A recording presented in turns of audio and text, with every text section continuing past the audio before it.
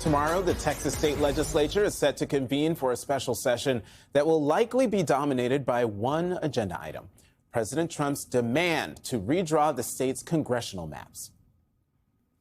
On Texas. How many more seats do you want the Republicans to draw?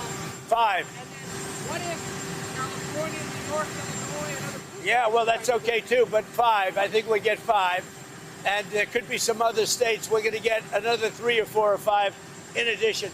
Texas would be the biggest one. The move has sparked outrage from Texas Democrats who argue the legislature should be focused on helping flood-stricken communities, not redrawing maps for political advantage. Joining us now, former Texas Congressman Colin Allred. He's also running to unseat Republican Senator John Cornyn in the 2026 midterms.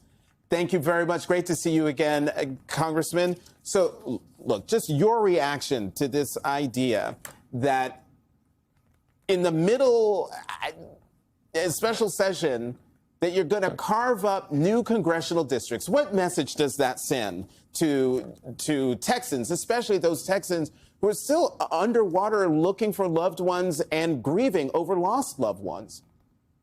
Jonathan, you're so right. I mean, I was just in Kerrville a couple days ago, volunteering and trying to provide basically wraparound services to families who've lost everything. We still don't have all of the bodies. There are folks who are sorting through the personal effects that were washed away.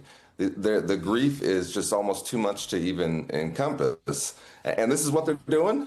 I mean, issue 1, 2, and 3 in this special session should be disaster recovery and preparedness. We know that there's some things that were not in place to try and save lives that need to be put in place in the Hill Country and other parts of our state.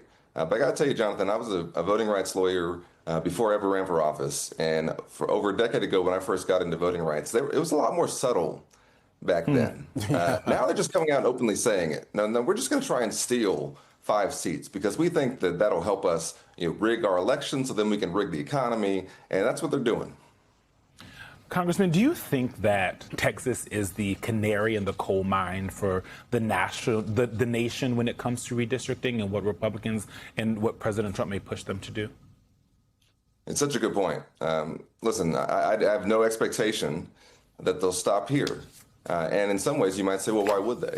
And so we have to fight this with everything we possibly have. And folks should understand that gerrymandering is so incredibly destructive. We are already severely gerrymandered here in Texas. But if you want to know what's wrong with the House of Representatives, you want to know why we can't really pass legislation, why it seems like there's only extremists who are getting all the attention, why sort of the middle is not held, it's because of gerrymandering. And they want to make it worse. And there's communities, very real communities here in Texas, that are going to be divided up. They're going to lose their representation. They're not going to have a voice in Washington. They're messing with historical districts, going, Barbara Jordan's district, going back to, basically the advent of the Voting Rights Act. Nothing is not on the table here. Congressman, Governor Gavin Newsom in California is now saying, because of what's going to happen in Texas, like, you know what? We're going to redistrict too. We should take a look at that. But I want to ask you your thoughts on what some Democrats are saying. And some of them believe they've warned that the maneuver in Texas could backfire on Texas Republicans by making their districts more competitive. Do you think that that boomerang effect is real or could be real? Yeah. Well, I think our first task, Jonathan, is to fight this here and to try and see if we can prevent this from passing. It's not guaranteed. Our state legislators do have some tools in their toolbox they can try to use to try and delay this or draw attention to it. I know that my former Republican colleagues in the Texas delegation don't want this because they don't want to be in these competitive races. And Jonathan, I think you know that I got elected in 2018 in a district that they had gerrymandered, but that they got a little bit too greedy. And that's how we ended up beating a 22-year incumbent there who in the previous election didn't even have an opponent. So they should ask Pete Sessions about his experience in 2018 before they try and do what they're about to do next week. Congressman, you are running, of course, to unseat John Cornyn, the senator. You ran also in 2024 and lost about by 9 points to Ted Cruz, who many of the folks in the Senate says the most disliked senator in the country. Losing that much, why should voters in Texas think that this time is going to be different?